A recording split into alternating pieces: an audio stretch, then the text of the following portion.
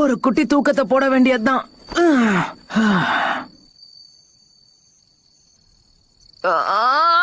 அங்கதான் அவ்வளவு இடம் இருக்குல்ல, என் பக்கத்துல ஏதோ உட்காருவியா?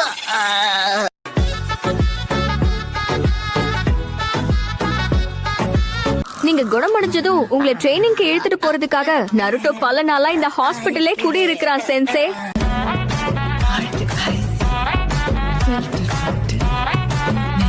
இதுல என்ன எழுதி இருக்குன்னா, உங்க ஃப்ரெண்ட் யாராவது ஒரு விஷயத்த கஷ்டப்பட்டு முயற்சி பண்ணும் போது அவங்களுக்கு ரெஃப்ரெஷ்மெண்ட் கண்டிப்பா ஏதாவது கொடுக்கணும். அது சரி, ஆனா நருட்டோக்கு ரெஃப்ரெஷ்மெண்ட் தேவைப்படுற மாதிரி எனக்கு தோணலையே.